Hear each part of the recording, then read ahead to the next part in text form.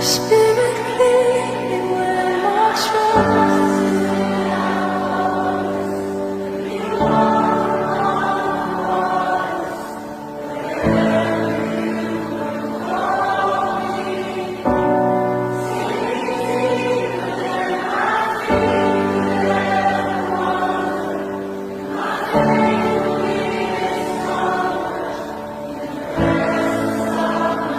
we're declaring this tonight. Spirit